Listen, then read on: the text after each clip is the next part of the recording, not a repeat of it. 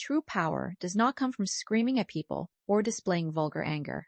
Real dominance is cold and silent, executed through precise administrative traps.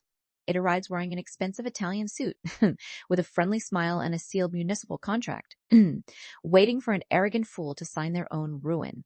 For over 8 years, my younger sister Vanessa lived as though the entire world was her private runway. She never earned a legitimate dollar in her entire life while expecting a life of effortless 5-star luxury. Whenever she accumulated massive credit card debts on designer handbags, my mother begged me to wire money to protect the family reputation. Whenever Vanessa abandoned another vanity project, my father praised her delicate artistic temperament, while I worked 90 hours a week, building a prime commercial real estate empire across 3 major cities. Last spring, Vanessa decided that working as a social media fashion influencer was too beneath her elevated status. She barged into my high-rise corporate office on a busy Monday morning, demanding that I hand over a prime retail showroom on Mercer Boulevard, so she could open a luxury bridal and couture boutique. She wanted 5,000 square feet of polished marble floors and arched glass display windows without paying a single dollar in upfront security deposits. When I calmly told her that commercial properties on Mercer Boulevard rented for $30,000 a month, Vanessa threw a ceramic coffee mug against my mahogany wall, screaming that I was an ungrateful brother who hoarded wealth while leaving his talented sister to suffer. She told my parents that I was intentionally suppressing her creative genius out of pure corporate jealousy, and demanded that the family cut ties with me unless I funded her boutique. My parents bombarded my phone with hysterical messages calling me a heartless monster who lacked family loyalty.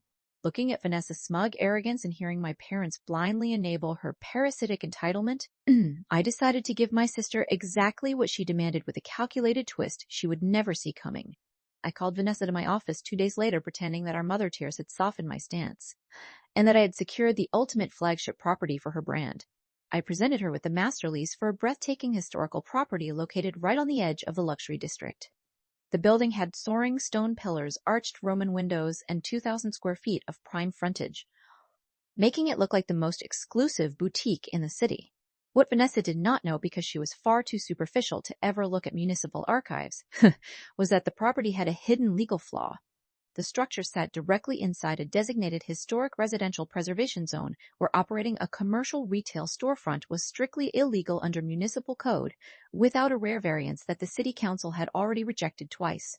I had my legal team draft a triple-net commercial lease agreement where Vanessa was named as the sole personal guarantor and tenant.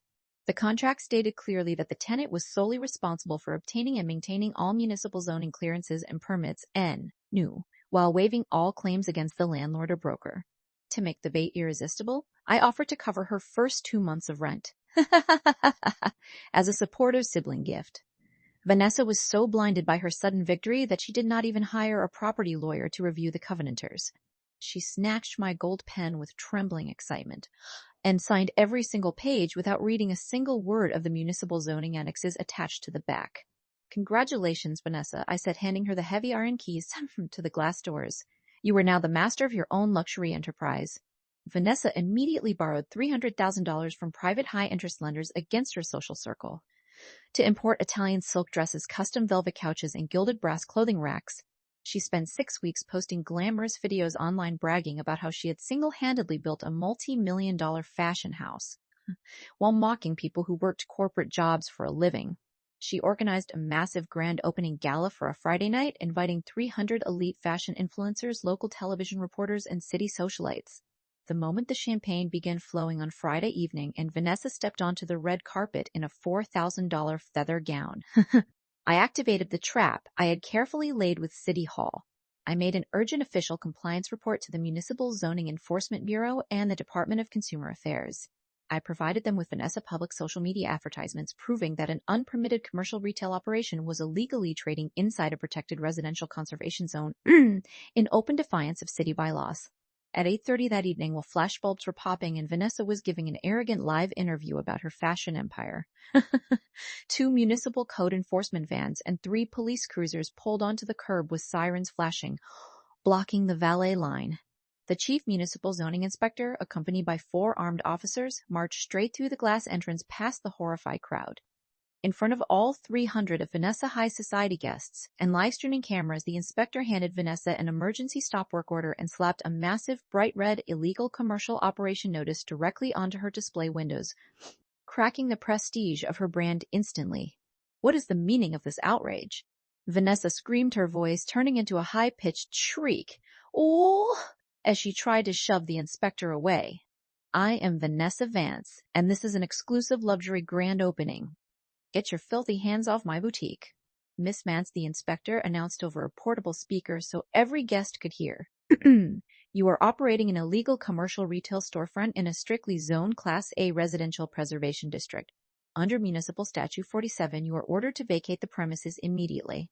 Furthermore, you are being assessed an immediate $10,000 daily fine for every day this unpermitted business remains open to the public. The wealthy guests panicked and rushed toward the exits, knocking over champagne glasses and trampling silk dresses on the floor, as local reporters turned their camera lenses toward the red violation notices. Within 15 minutes, the entire showroom was empty except for the police officers and a crying Vanessa, sitting on the floor in her ruined designer dress. The following morning, the City Code Enforcement Division froze the property access and filed an immediate civil injunction. Vanessa's suppliers learned about the illegal zoning status and immediately recalled all inventory while demanding instant payment for $300,000 in delivered goods, under threat of immediate litigation. Vanessa came running into my boardroom on Monday morning looking like an absolute wreck, with smudged makeup and torn stockings. She fell onto her knees before my conference table, begging me to call my contacts at City Hall to overturn the residential zoning ban. "Christian, please," Vanessa wept, clutching my trousers with shaking hands. "The city is charging me $10,000 every single day. The suppliers are seizing my car and the lenders are threatening to take everything. You know the city council members. Change the zoning for me." I looked down at her with complete emotional detachment, taking a calm sip of hot espresso, without moving an inch. "Vanessa," I said in a deadpan voice, "you insisted you were a brilliant independent businesswoman who did not need my guidance. You signed a triple net lease agreeing that municipal zoning was your sole personal responsibility. You knew this would happen." Vanessa shrieked, jumping to her feet with bloodshot eyes, pointing a trembling finger at my face. "You gave me this showroom on purpose. You set me up to fail in front of everyone." I leaned back in my leather chair and smiled with freezing stillness. "I did not write the city zoning code, Vanessa. I replied smoothly. The municipal council did. I simply provided an entitled brat with the exact luxury property she demanded. You wanted the crown. Now you can pay the taxes on it." Vanessa started screaming obscenities until I raised a single finger, shh, and signaled my executive security guards to escort her off the property. Left with zero legal defense and facing insurmountable municipal penalties, Vanessa was forced to declare complete personal bankruptcy within 2 months.